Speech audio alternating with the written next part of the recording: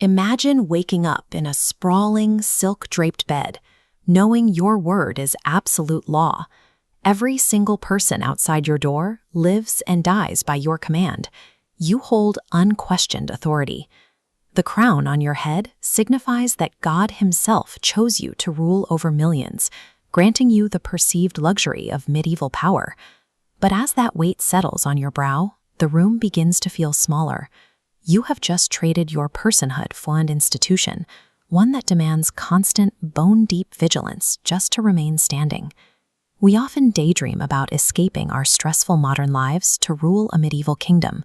We picture endless feasts and complete freedom, but that fantasy ignores the brutal mechanics of historical survival. To understand the actual price of wearing the crown, we have to strip away the gold leaf and see if you can survive the next 24 hours. Your day begins the moment you open your eyes, and you are immediately confronted by the fact that you are not alone.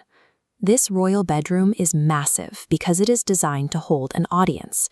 You have zero modern personal solitude. You are instantly thrust into the levee. This is a highly structured daily protocol where the highest-ranking lords in your kingdom physically jockey for position, sometimes coming to blows, just to win the privilege of handing you your shirt. They aren't doing this out of helpfulness. These lords are standing inches away to scrutinize your bare flesh. They are looking for a tremor in your hands, a cough or a strange rash, any sign of physical frailty suggesting the throne is about to become vacant. That lack of bodily privacy extends to your most intimate moments. You are assigned a groom of the stool, an aristocratic attendant whose sole job is to accompany you to the bathroom. Every single day, your digestive output is thoroughly inspected, analyzed, and meticulously recorded. If you are sick, the entire court needs to know so they can start aligning their political allegiances. Your physical body does not belong to you. From the moment you wake up, it operates as a highly monitored instrument of state security. By the afternoon, you step out of your chambers and enter the massive royal court. You are instantly surrounded by thousands of smiling, bowing faces who swear their absolute loyalty to you. This succession tree maps out the structure of your own family, showing exactly how your position creates a lethal bottleneck. Because you hold absolute power, your eldest son has zero upward mobility as long as you are breathing. He is structurally incentivized to wait for you to die. Then there is your spouse. A queen is often a foreign-born princess married off to secure an alliance. If the border politics between your kingdom and her homeland sour, the woman sharing your bed suddenly becomes an active, highly placed spy. You begin to realize how isolated you actually are.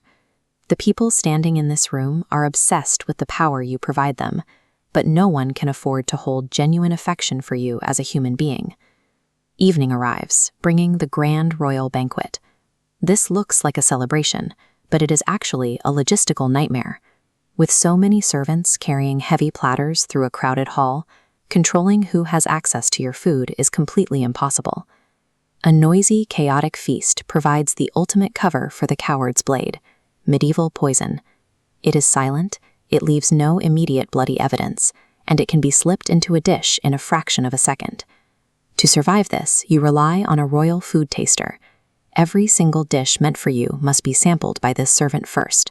You sit at the head of the table, staring at a plate of roast meat, waiting in total silence to see if the man who just took a bite drops down dead before you can take a single sip of your drink.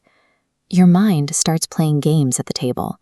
What if the poison is slow-acting? What if the assassin painted the toxin directly onto the rim of your personal goblet instead of the food? The basic human necessity of sitting down to eat a meal has been weaponized into a daily exercise in terror. Keep running through this 24-hour cycle of relentless psychological torture, year after year, and it eventually breaks the human body. This feedback loop visualizes how symptoms compound. Constant assassination stress destroys your appetite, and paranoia prevents restorative sleep. Ironically, this physical deterioration creates a self-fulfilling prophecy. Looking weak and exhausted makes you vulnerable, emboldening usurpers waiting to take your throne. Compare that miserable historical reality to your life right now. You can close your bedroom door, eat without a food taster, and sleep without fearing your family. We often mistake political dominance for the height of luxury, overlooking the simple comfort of eating in peace or standing in a room entirely alone. The medieval throne offers the world, but it demands your humanity in exchange. Real freedom belongs to the anonymous, the people who can trust their families and eat their bread